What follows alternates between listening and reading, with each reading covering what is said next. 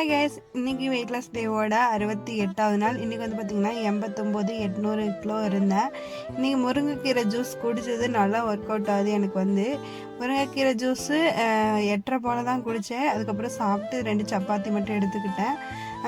ரொம்ப ரொம்ப அந்த தண்ணி தான் நிறையா இழுக்குது, பசிக்கலை. முருங்கைக்கீரை ஜூஸ் குடித்ததுக்கப்புறமேலு நான் 1 hour ஒர்க் அவுட் பண்ணிட்டு லெமன் டீ குடிச்சிட்டு காலையில் ரொட்டீனாக ஸ்டார்ட் பண்ணிட்டேன்.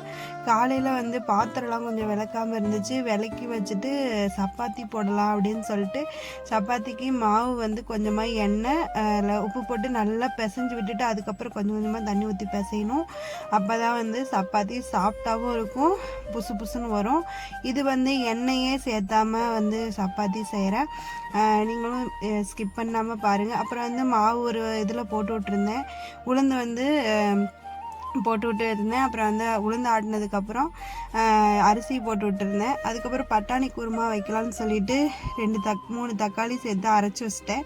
2 பெரிய வெங்காயம், தேங்காய், சோம்பு, முந்திரி பருப்பு 3 சேர்த்து நல்லா அரைச்சி எல்லாமே ரெடி பண்ணி வச்சுட்டேன்.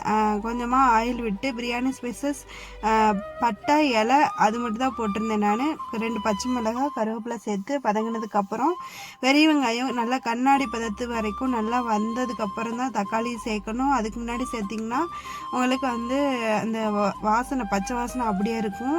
அப்புறம் வந்து நல்லா வதங்கினதுக்கப்புறம் நம்ம சிக்கன் மசாலா, கொஞ்சமாக கறி மசாலா சேர்த்தணும். பாப்பா வேறு கையை விட்டுட்டு இருந்தான் முளாப்படிக்குள்ளே.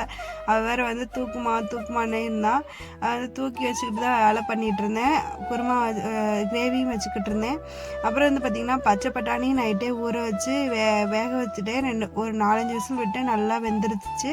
பாப்பாவும் இது சாப்பிட்றதுனால நல்லா வெந்தால் தான் சாப்பிட்றதுனால மெல்ல முடியும் அப்படிங்கிறதுனால காரமும் கொஞ்சமாக கம்மியாக தான் வைப்பேன் எப்போதும். அப்புறம் வந்து அரைச்சி வச்சுருந்தோம் இல்லையா, அந்த தேங்காய், சோம்பு, முந்திரி எல்லாம் அதெல்லாம் சேர்த்து ஒரு கிளறி விட்டு தண்ணி சேர்த்து ஒரு 10 நிமிஷம் நல்லா கொதிக்க விட்டுருக்கணும். முன்னாடியே வந்து கிளறி விடணும். அப்போ தான் வந்து அவங்க பார்த்திங்கன்னா அடி பிடிக்காமல் இருக்கும். மீதி பட்டாணி இருந்துச்சு, அவளுக்கு கொடுத்ததுக்கு அவள் சுட்டு அப்படின்னா சூடாக இருந்துச்சு போல். அப்புறம் வந்து அரிசியுமே ஆட்டி முடிச்சிருச்சு. நானும் வந்து கிரேவி ரெடி பண்ணிட்டேன். அரிசி ஆட்டி வச்சுட்டு அப்புறம் வந்து பார்த்திங்கன்னா அந்த கழுவி வச்சுட்டேன். மாவு வந்து எப்படி பார்த்திங்கன்னா நான் வந்து எப்போதுமே இந்த டப்பாவில் ஒரு டப்பா ஆட்டி வைப்பேன். இன்றைக்கி அரை டப்பா தான் ஆட்டி வச்சுருக்கேன். ஏன்னா நாளைக்கு வந்து சண்டே வந்து அம்மா வீட்டுக்கு போவோம் எப்போதுமே.